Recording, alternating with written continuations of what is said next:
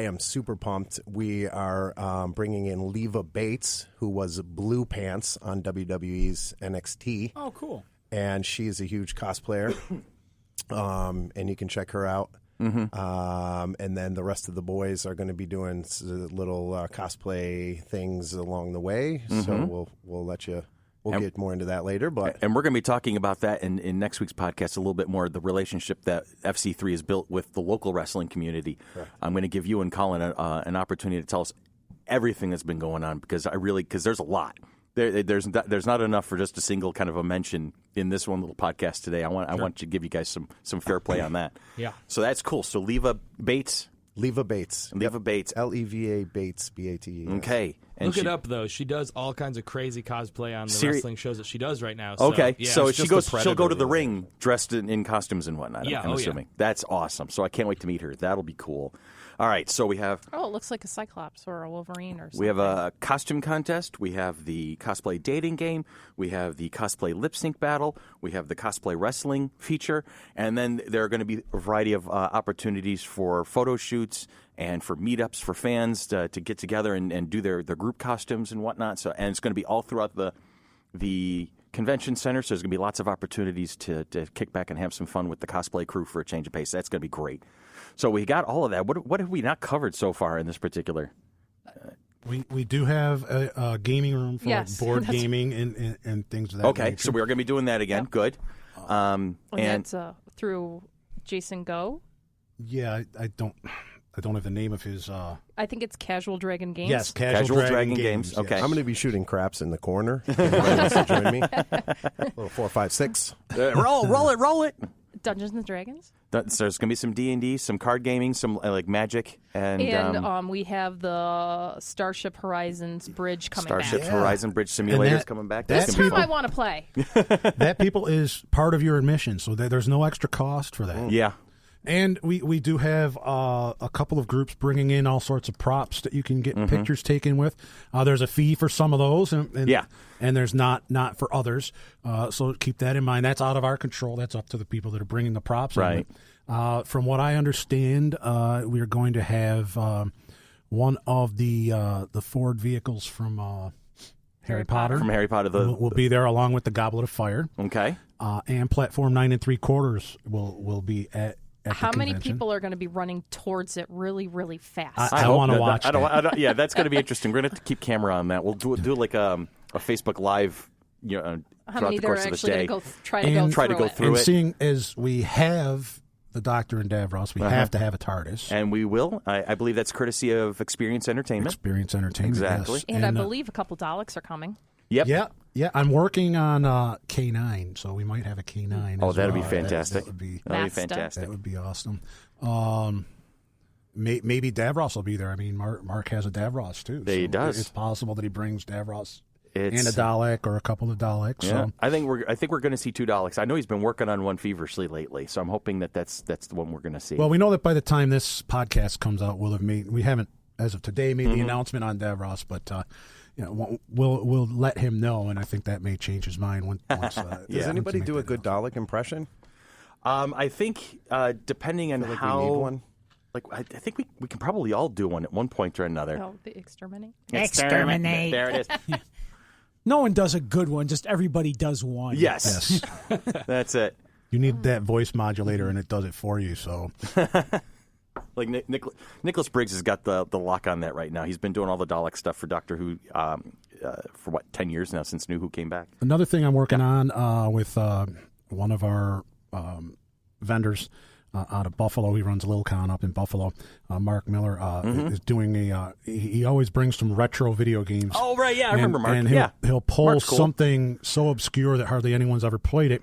And then run a tournament on it, so that everybody, it's like their first time playing it and having a tournament. So it's really pretty cool when he does that. So that's something else I'm working on. That's got to be finalized still. But but that's something in the ride. So we have the guests, we have the vendors, the artists, the panels, the photo shoots, the presentations, the staging area. We're going to have the Irish dancers back. We're going to have Rock City Roller Derby's coming back for another tour. Did I hear LARPing this year? There's a good nothing is solid and set in stone yet, but it looks like we're going to have live action role play right, demonstrations. I'm dressing as Dean as a LARPer.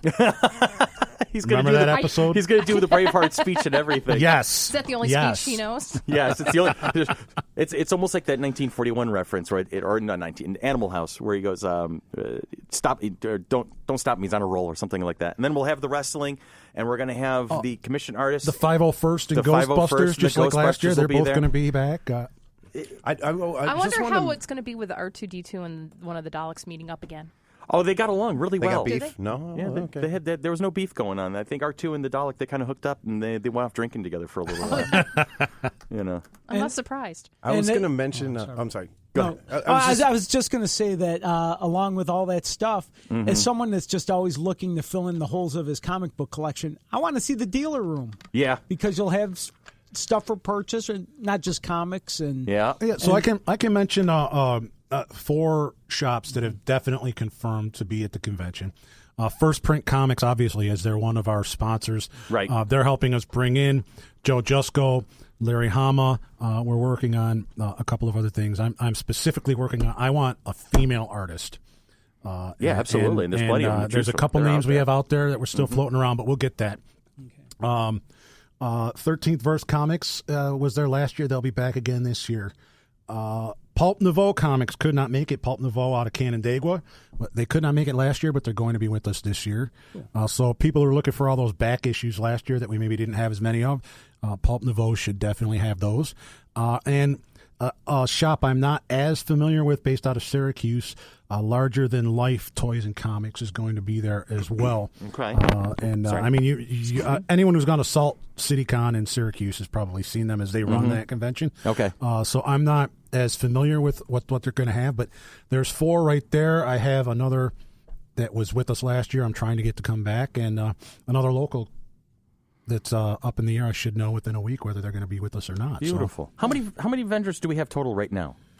Give or take. Around 40 signed up right now. Okay. And that doesn't include the 12 artists that are mixed into the vendor. I mean, last year I bought a decoupage coffee table with Frank Sinatra and the Rat Pack and a I remember that. Harvey Comics trash can. So I like the decoupage guys. Everybody remember the ugly shirts?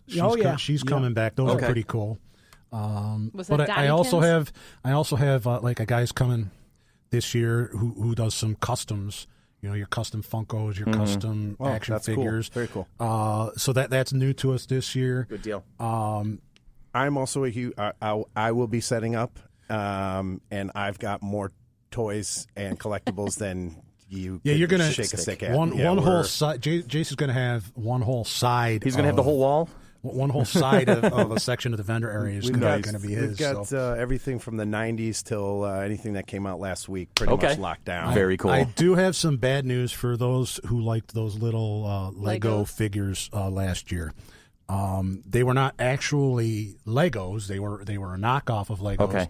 And the gentleman that was selling them received a few cease and desists from Lego. He's on vacation.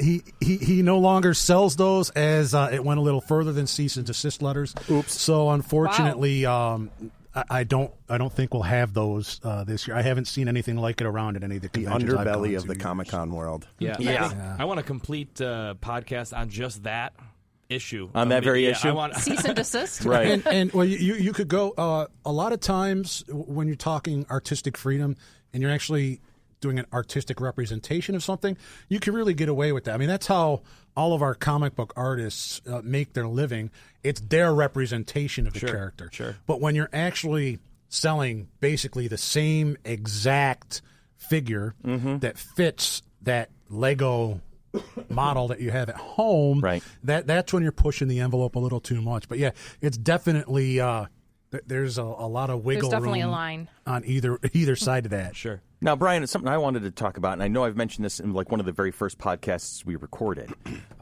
So for you diehard listeners out there, all 3 of you, you can really go back into the archives. That's you, me, and Brian. Yeah, I've listened to them all. You know, when I asked you how many vendors we have so far, and you said 40 with some room to go, you know, what's our take on that? Because I know there's a lot of people out there who have kind of set the standard that a local convention should probably be like more along the lines of a large garage sale. And so you see there's plenty of those out there. You see 100, you see 150, you see like almost 200 vendors on the floor. So why can you help our listeners figure out why are we going in the opposite direction instead of more? We try to trim that down. Well, part of it is I want our vendors to succeed. So I don't want 10 people trying to sell the exact same thing. I want everybody who comes and is a part of our show as a vendor to have success at the show. Right. So I don't want anyone losing. I want everybody making money that comes as a vendor at the show. When you start to have too many vendors who are selling the exact same thing, someone's going to undercut everybody else, and nobody is going to make money from that way. So from that perspective, and the other thing is with the space that we have, we don't want to be just a vendor show. Right. We want to have your Starship Horizons. We want to have room for the gaming area. We want to have room to have a wrestling event. Exactly. To have a main stage where we can have Rock City Roller Derby, Irish dancers, martial arts groups come in, that sort of thing. If you just pack, I could pack the whole thing full of booths and make it just a vendor show. Exactly. But then that's all it is.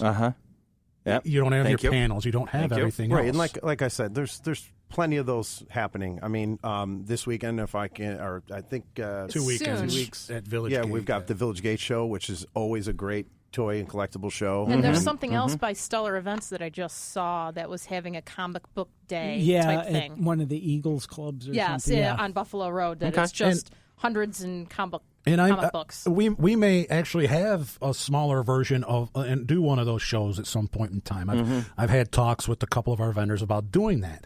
But this, our main event, Flower City Comic Con, is a pop culture event. It's not just a vendor show. Yes. And I think that's going to be our mantra for a long time to come.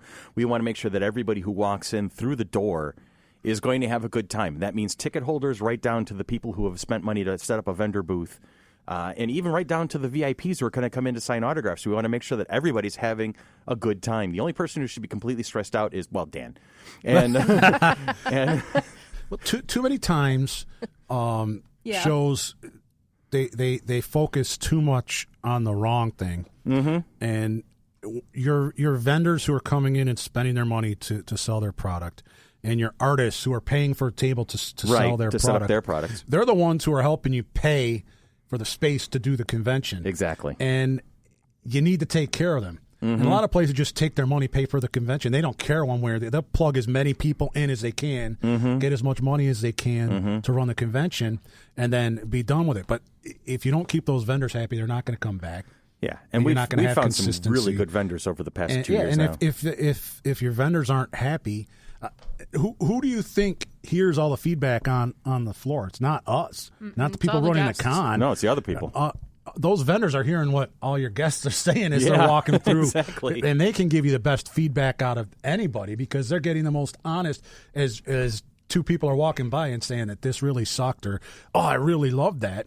They're the ones hearing that. And if you don't treat them right, you're not going to get that feedback. And that's great information to have. And I just they're a part of the show. They need to be treated as part of the show. They're not just a tool to be used and thrown away if necessary. They're a facet that's just as important as everything else.